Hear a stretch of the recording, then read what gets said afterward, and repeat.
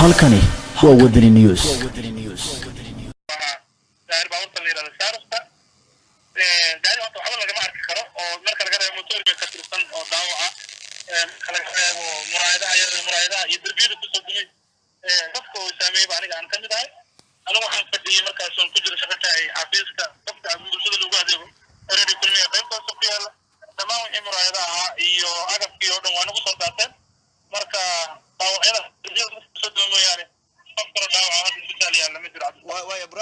marka u soo laabto goobtii uu qarxu ka dhacay gaariga qarxay nooceed ku tilmaami lahayd hadii aad xataa haraagiisii waxaad aragtay dadkii dhaawaca uu soo gaarasay sidee gurmad loogu sameeyay hadda goobtii baad igala soo hadlaysaa inkastaan arkan baabuurka laakiin dad iga dhawaa oo daasha wax ku dhaceen u dhawaa ilaahay si ka badbaadiyo oo caabad qaba ay igu sheegeen noociisa inuu ahaa gaari baabuurka la yiraahdo saarista gaari waxba lagama arki karo oo marka laga reebo motorkiisa qayb ka mid ah ibrad diban mooyaane waxba lagama arki karo waxa kale oo marka dadka dhaawaca u soo gaaray inkastoo dhaawacyadu ay soo yihiin meesha waxa ku yaala xarun caafimaad markiiba dadkii ugu horreeyay ayaa u loo daabulay loo dadgray hadda aan kula hadlay weli waxaa socda ururinta hanaadiga dadkii rayidka ama dadkii kale ku dhintay meedadkooda ee waddada yaallaan waaya marka gaariga dhinacuu kugula beegmaa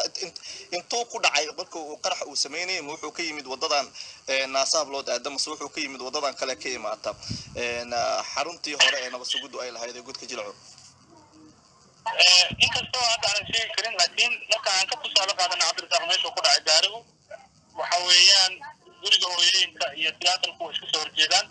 waxaa ku yaala isgoyskaas waxaa bar control uga samaysantaa uga dhisantaha ciidan ka tirsan ciidamada ilaalada madaxtooyada meeshaas marka meesha uu ka dhacay burburka iyo meesha sibida markaa siyaasada marka dhinaca siyaadka la fiiriyo uu baabuurku ka qarxay waxaa muuqanaysa inuu ka yimid dhinaca godka jilcow inkastoo hadda aan toos u caddayn karin oo aan dhigi karin meeshaas kuli laakiin marka loo fiiriyo qiyaasta iyo siyaadka baabuurka uu ku jiray marka loo eego wadada ka timaada qorax ka soo dhinaca godka jilcow wadadaas ay ku waaya ugu dambeyntii marka jawigu inkastoo weli uu kacsan yahay sida aan ka dareemayo teleefoonkaagana uu soo qabanayo dadka dhintay iyo kuwa dhaawacmay inteed ku qiyaasi lahayd yaa badan والله دفاع ولا ما قياسي كره مثلا لامي قاعد تستو اما فنانك uga baxdo guri hooyinka fanaanka tagto laami ka farkoortiisa illa laga gaaro taalada xawtaaqo waxa yaala dad miidadka dad badan ayaa yaala oo runtii aad aqoonsan karin qof gacan go'an tahay qof laba cada qayb kamid ah dadka jirkiisa qayb qaarka sare qaarka dambe marka qaarkood waliba iyagoo fiicaya ayaan dugsiga oo gubanaya marka naftir kobrka iyo kaabinka waayahay burhaan ma jiro qof soo kulmi ka tirsan oo daawaca kala reebo muraayadaha iyo darbiyada ku soo dumay qofka uu saameeyay aniga aan ka mid ahay anigu waxaan fadhiyay markaas oo ku jira shaqadaay xafiiska qofka bulshada lagu adeego reedi kulmi qaybta ku yaala dhammaan wixii muraayadaha iyo agabkii oo dhan waa nagu soo daateen marka daawacyada darbiyada ku soo dumay mooyaane qof kale daawaca isbitaal yaala ma jiro waaya burhaan marka u soo laabto goobtii uu qarxu ka dhacay gaariga qarxay nooceed ku tilmaami lahayd hadii aad xataa haraagiisii waxaad aragtay dadkii dhaawaca uu soo gaarasay sidee gurmad loogu sameeyay hadda goobtii baad igala soo hadlaysaa inkastaan arkan baabuurka laakiin dad iga dhawaa oo daasha wax ku dhaceen u dhawaa ilaahay si ka badbaadiyo oo caabad qaba ay igu sheegeen noociisa inuu ahaa gaari baabuurka la yiraahdo saarista gaari waxba lagama arki karo oo marka laga reebo motorkiisa qayb ka mid ah ibrad diban mooyaane waxba lagama arki karo waxa kale oo marka dadka dhaawaca u soo gaaray inkastoo dhaawacyadu ay soo yihiin meesha waxa ku yaala xarun caafimaad markiiba dadkii ugu horreeyay ayaa u loo daabulay loo dadgray hadda aan kula hadlay weli waxaa socda ururinta hanaadiga dadkii rayidka ama dadkii kale ku dhintay meedadkooda ee waddada yaallaan waaya marka gaariga dhinacuu kugula beegmaa intuu ku dhacay marka uu qarax uu sameynayay wuxuu ka yimid wadadan naasaab loo daadamo wuxuu ka yimid wadadan kale ka imaata xaruntii hore ee nabasugudu ay lahayd ee gudka jilco inkastoo hadda aan sheegi karin laakiin marka aan ka tusaale qaadana cabdirasaaq meeshuu ku dhacay gaarigu waxa weeyaan guriga hooyooyinka iyo tiyaatarku way isku soo horjeedaan waxaa ku yaala isgoyskaas waxaa bar control uga samaysantaa uga dhisantaha ciidan ka tirsan ciidamada ilaalada madaxtooyada meeshaas marka meesha uu ka dhacay burburka iyo meesha sabira marka qiyaasna marka dhinaca saadka la fiiriyo uu baabuurku ka qarxay waxaa muuqanaysa inuu ka yimid dhinaca dadka jilcow inkastoo hadda aan toos u caddayn karin oo aan dhihi karin meeshaas ku laakiin marka loo fiiriyo qiyaasta iyo saadka baabuurka uu ku jiray marka loo eego wadada ka timaada qorax ka soo dhinaca dadka jilcow wadadaas waaya ugu dambeyntii marka jawigu inkastoo weli uu kacsanyahay sida aan ka dareemayo teleefoonkaagana uu soo qabanayo dadka dhintay iyo kuwa dhaawacmay inteed ku qiyaasi lahayd yaa badan والله هذا كان والله ما قياسي كره مثلا لامي انا اتمنى كوكا بحضو عبر وين كبنات استكتو لامي كاسر كورتيسا الا لقد جارو تعالى حاوطاكو وحيا لا دب ميلس دب بدن ايا يلا ورنت على قولتين كده قف غعان غانتا قف لبا هذا qayb kamid ah dadka jirkiisa qaar ka dambe marka qaarkood waliba iyaga fi ayaan dugsiga oo gubanaya marka naftir ka hor dadka ka bixin way ma jiro qof soo kulmi ka tirsan oo daawaca kala qeybo muraayadaha iyo darbiyada ku soo dumay dadka oo saameeyay aniga aan kamid ahay anigu waxaan fadhiyay markaas oo ku jira shaqada xafiiska qofka bulshada lagu adeego eradi kulmi qaybtaas ku yaala dhammaan wixii muraayadaha iyo agabkii oo dhan waa nagu soo daateen marka daawacyada soo dumo yani qofka daawaca isbitaal yaala ma jiro way Ibrahim marka u soo laabto goobtii uu qarxu ka dhacay gaariga qarxay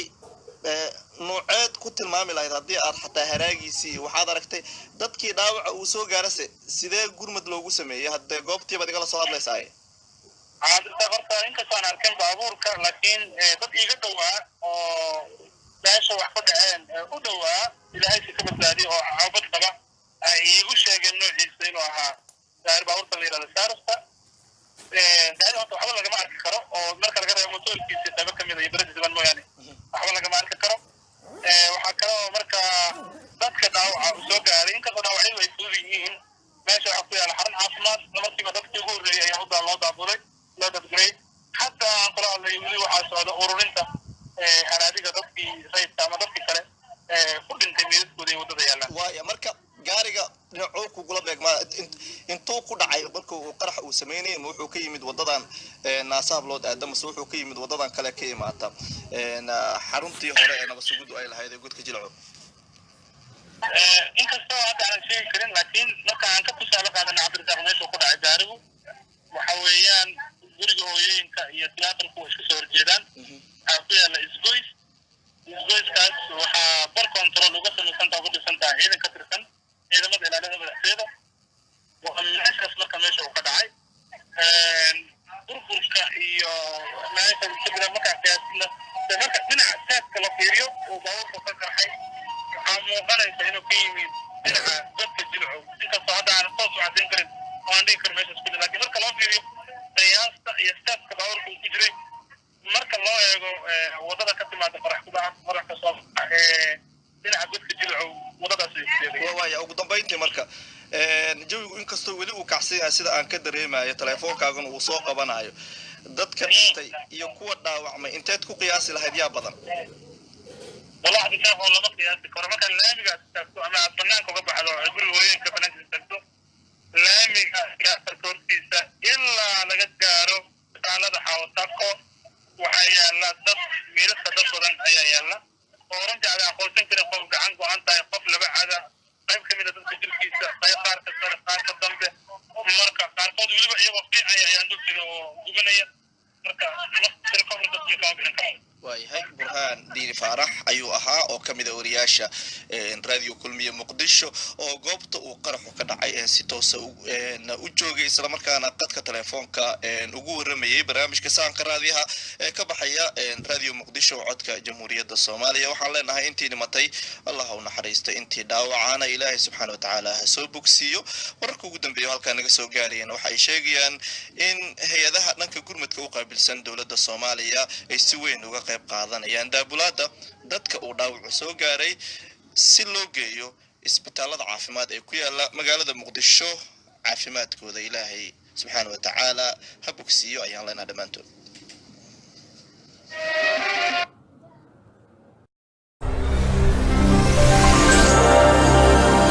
halkani waa Wadani News